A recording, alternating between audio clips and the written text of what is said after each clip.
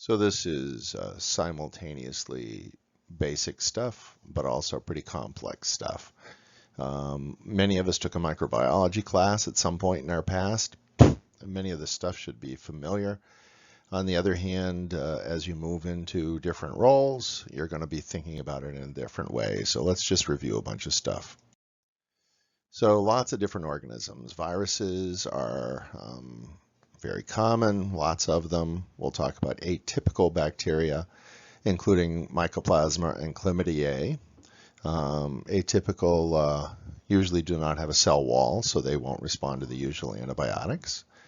Rickettsiae they're a type of bacteria, but they're a very specific genus of bacteria, so they're often thought of as being a little bit separate. Bacteria come in lots of shapes and sizes, and gram-positive and gram-negative, so we'll talk about all that. Mycobacteria are bacteria that share a characteristic with fungus.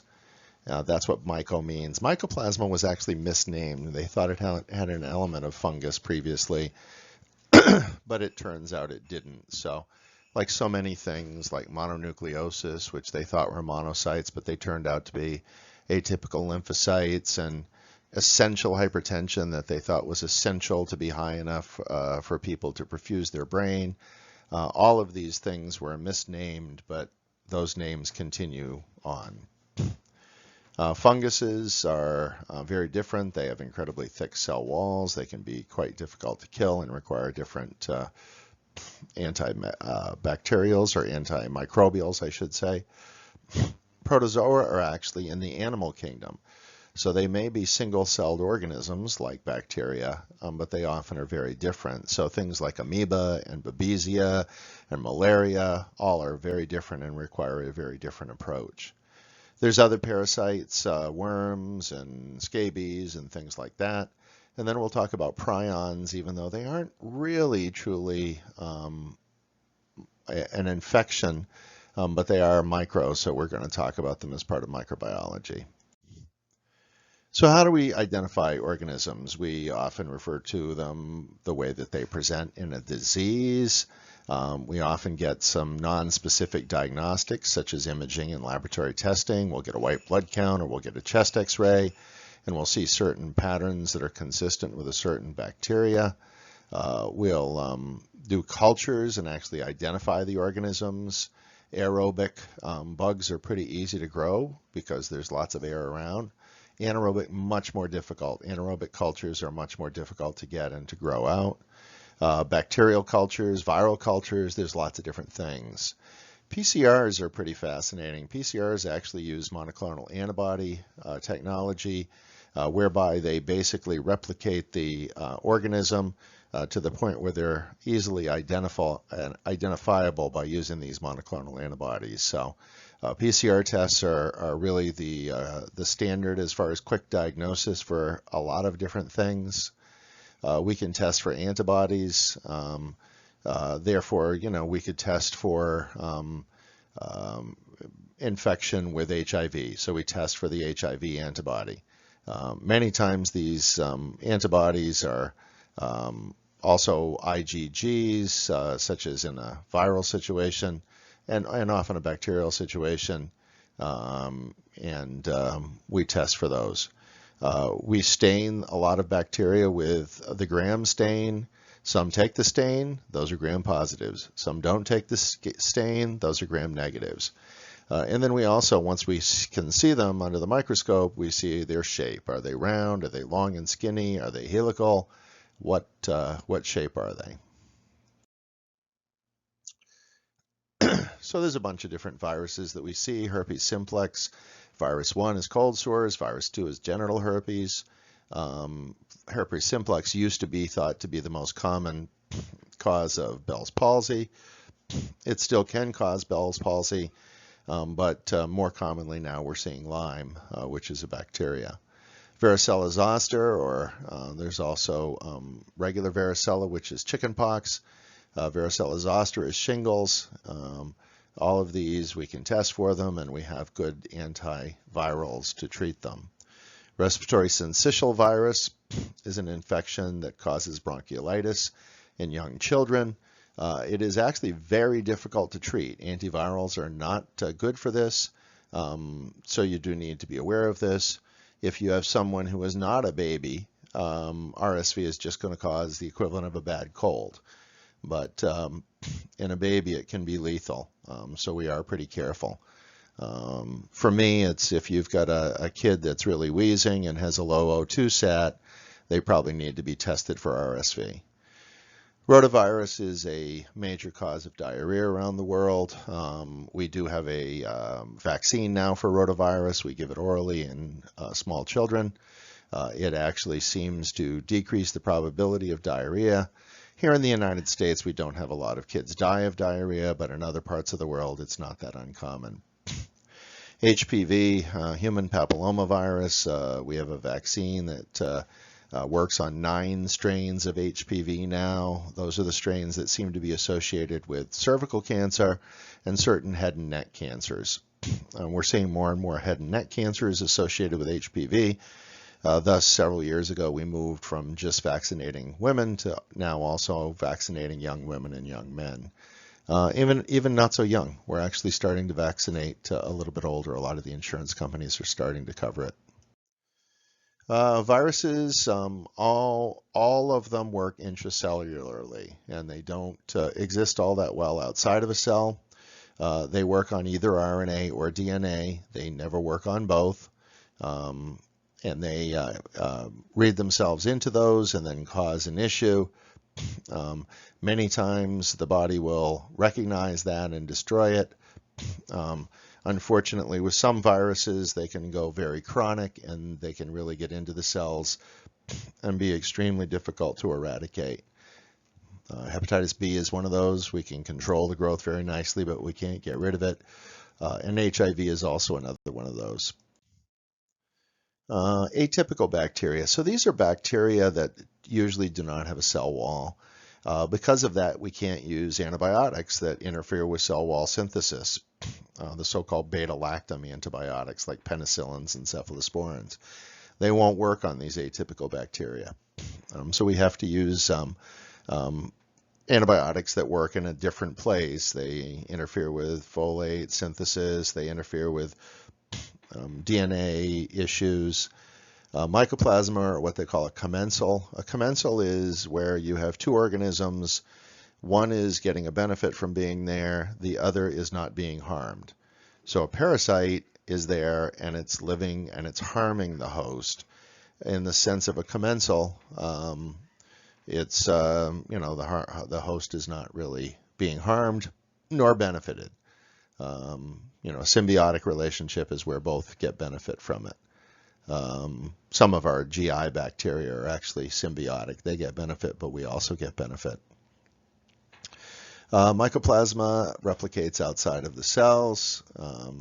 Chlamydia pneumoniae, also called Chlamydophila pneumoniae, is also something that occurs, but it usually definition has to occur, has to replicate inside the cells.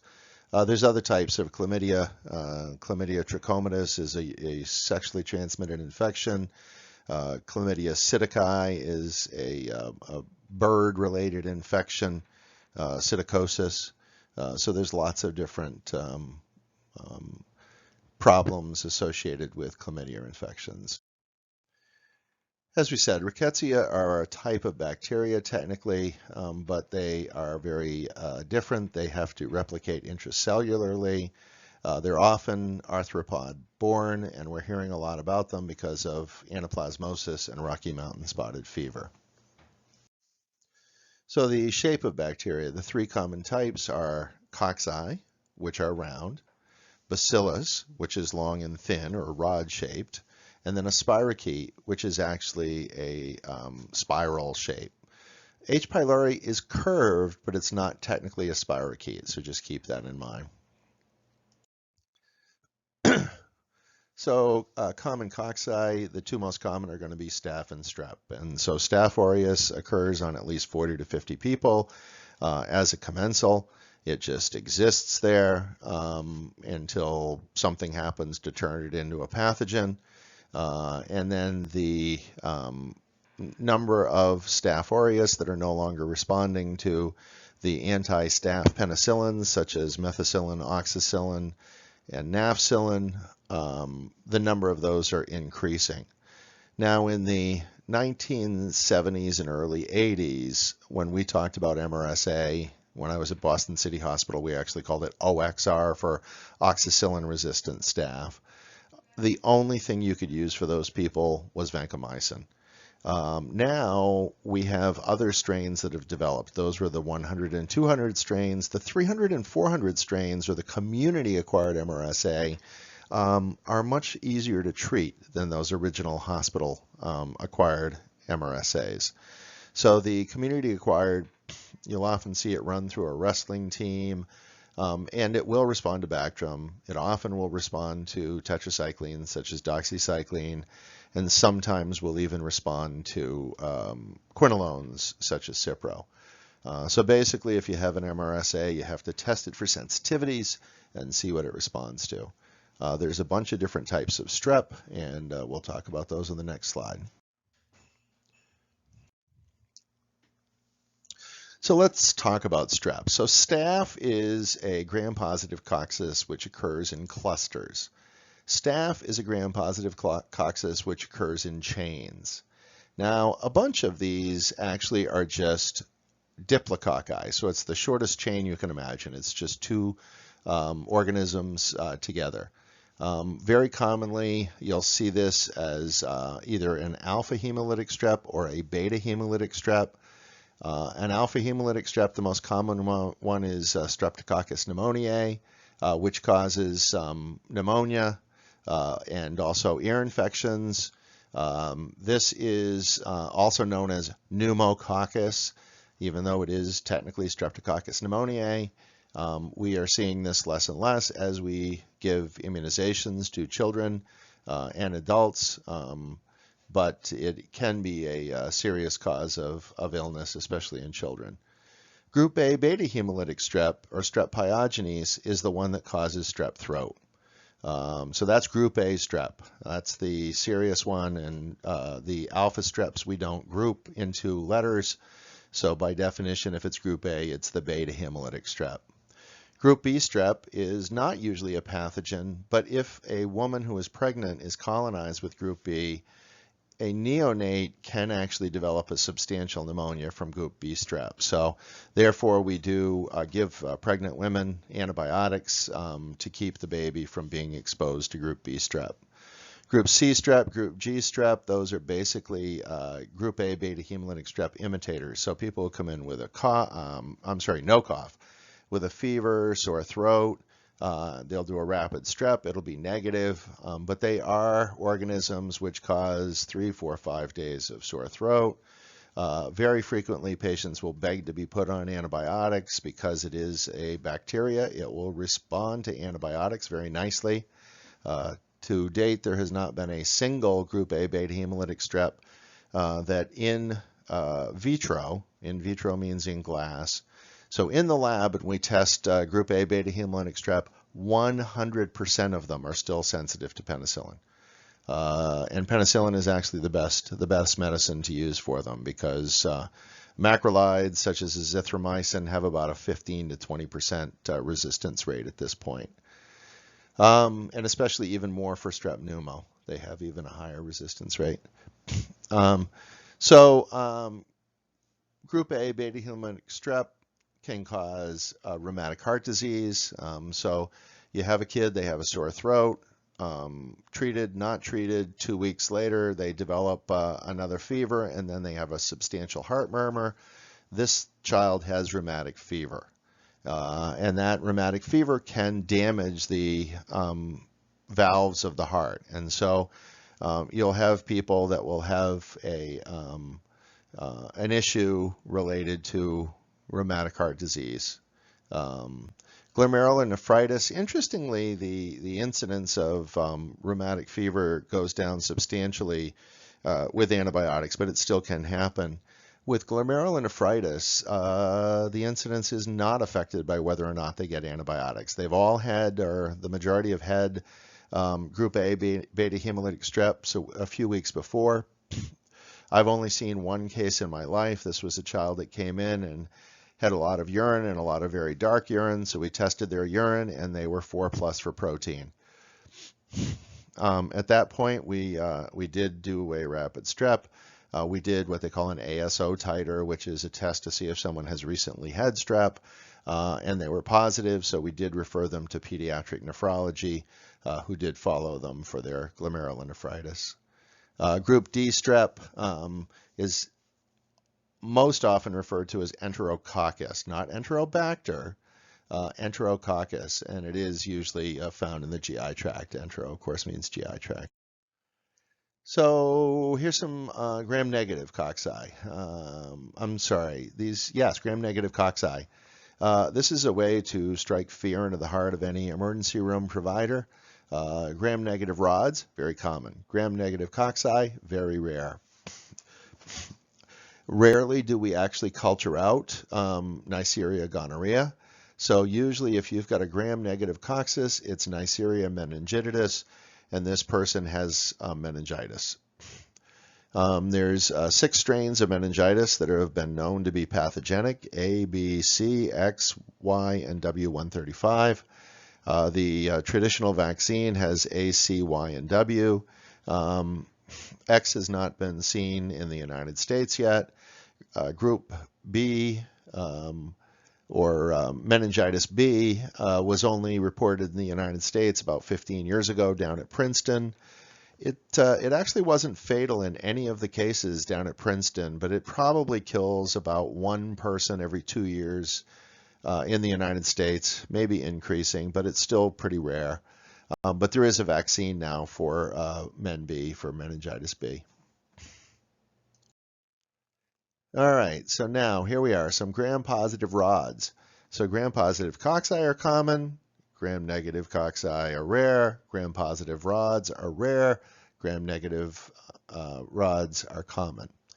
So a gram-positive rod, Clostridium tetani, and NC diff would be the same thing. But these Clostridia are anaerobic, so they're very difficult to culture out. This is why when we test for C. diff, we don't really culture out the C. diff. We test for a toxin that the C. diff produces. Listeria, anthrax, nocardiosis, these are rare diseases that also do occur, although anthrax is talked about a lot because it can be a bioterrorism agent. And listeria does occasionally occur, way more common in animals than in humans. But I have 1 or 2 people that had listeria when they were young. They can be really sick. All right, some gram-negative bacilli, very common. The most common is E. coli, Escherichia coli.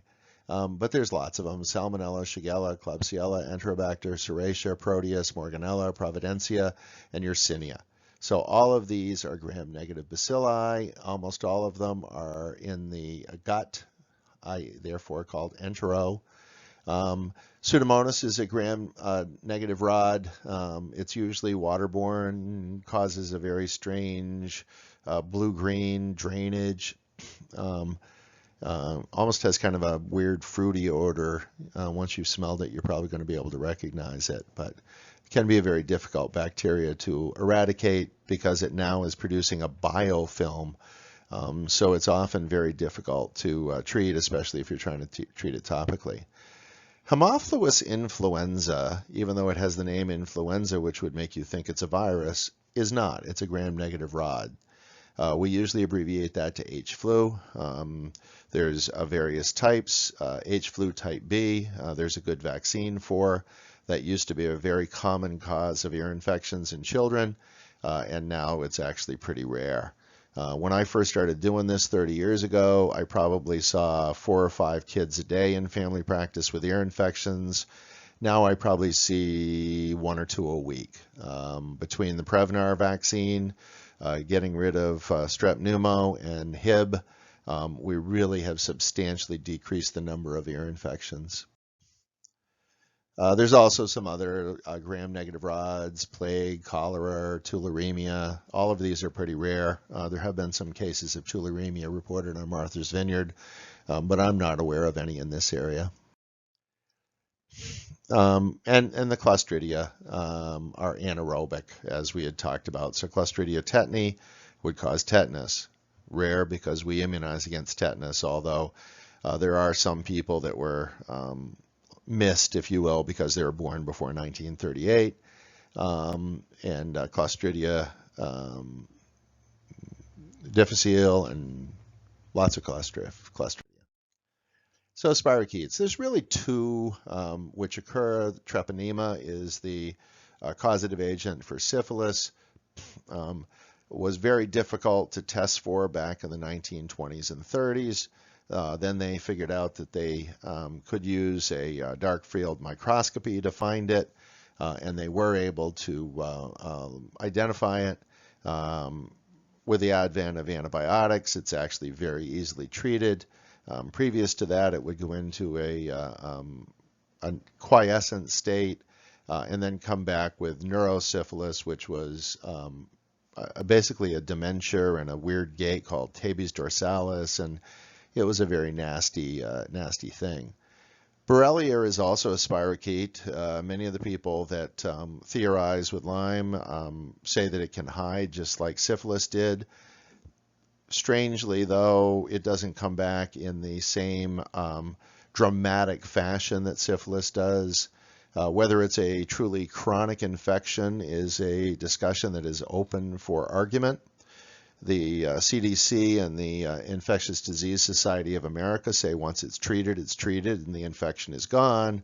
But they do recognize something called PTLDS, which is post-treatment Lyme disease syndrome, in which people had Lyme long enough that they do have permanent damage to their immune system.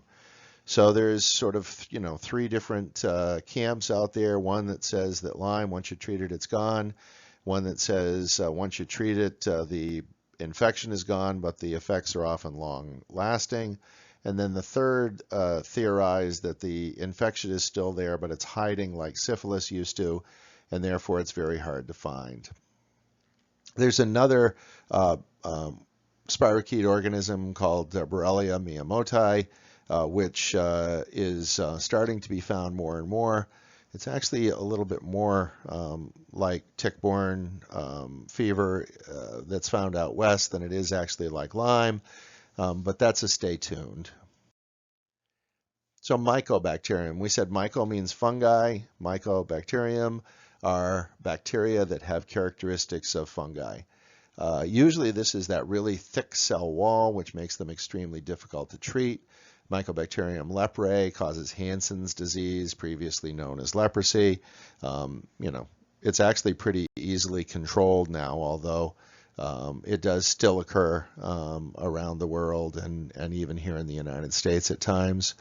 Mycobacterium avium intracellulare is usually a commensal. In people that are immunosuppressed, however, it can flare up and cause pneumonia and some other issues.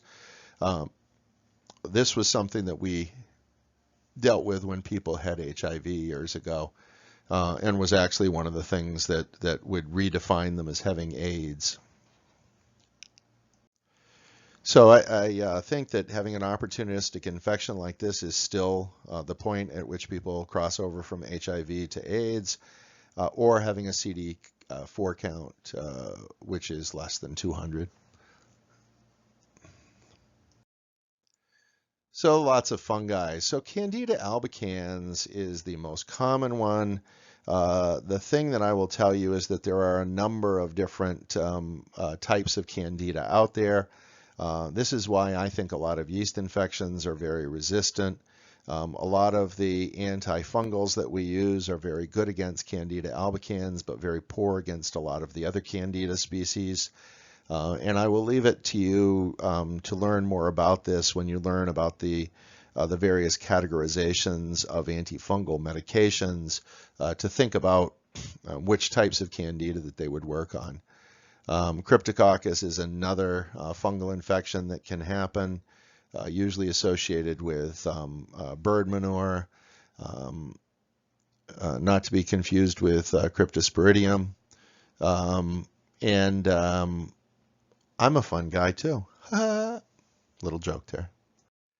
So protozoa. Protozoa are, as noted, they are of the animal kingdom. They have a cell membrane instead of a cell wall. Um, Obviously, antibiotics that interfered with cell wall synthesis would do nothing for them. So there are some of the antimicrobials that work in such a way that they work against both bacteria and protozoa. An example of that is metronidazole or Flagyl. But the protozoa are very structurally different. They have a discrete nucleus, and they do require a different approach. So the amoeba, the giardia, malaria, and babesia. Babesia is a tick-borne illness. It's extremely difficult to treat. If you have a tick-borne illness and you have Lyme, doxycycline should cover it. If you have anaplasma, which is a Rickettsiae, which is, again, in the bacteria family, doxycycline should cover it. Doxycycline will not cover babesia. Usually these people are sicker, it lasts longer. I tend not to test anybody for babesia unless they're sick enough to be in the emergency room. But there are people that will do a tick panel on all sorts of different patients, even though I think that testing someone that's not very sick has an extremely low yield for babesia. Other parasites, we talked about worms. There's all sorts of hookworms, whipworms, different kind of worms that patients can get. There's also the so-called ectoparasites, which are things like scabies and lice, head lice. And then lastly, to talk about prions. Prions are a protein which basically replicate themselves in the body, but they are not alive in the classic sense. The most common one you hear about is so-called mad cow disease or Creutzfeldt-Jakob disease. This causes a dementia. On autopsy, these people will have very classic appearance of brain tissue which has been damaged by these prions. A couple of other diseases that you may hear about historically. Kuru occurred in the South Pacific in a particular tribe that was cannibals, and it was passed that way. And scrapie is actually a condition that occurs in sheep. It has never been documented to pass to a human, and the disease has been known since about 1732. So I think we're pretty safe from that one. It doesn't appear to be anything that will cross over, but it is definitely something that causes major problems for those sheep. Kind of quick and dirty, lots of things to think about, lots of things to learn about. Learn about them when you learn about certain infections and when you're reviewing pharmacology. But I thought it was was worth doing a quick and dirty review. One of the other things that we talk about when we talk about bugs is their virulence. So basically, virulence is their ability to create disease. And there's just one last thing I wanted to talk about, and that's the toxins that they give off. Now, a lot of bacteria give off toxins, such as botulism. These are exotoxins. They're going to give them off no matter what. One of the things to be very aware of is that when you give somebody antibiotics, especially a really sick person in a hospitalized setting, they may actually develop shaking chills and fevers. You may have to differentiate whether this is a reaction to the antibiotic. It may be, but most likely it's that the bacteria, especially if it's a bactericidal antibiotic, are killing the bacteria and they are opening up and giving off these endotoxins. Many of these endotoxins will cause shock. They'll cause a vasodilatation, and you just have to be prepared to treat that when you have somebody that you're giving these antibiotics to. You need to keep a close eye on them when they get that first dose of antibiotics. So I think, as I say, it was worth doing. I hope you got something from it.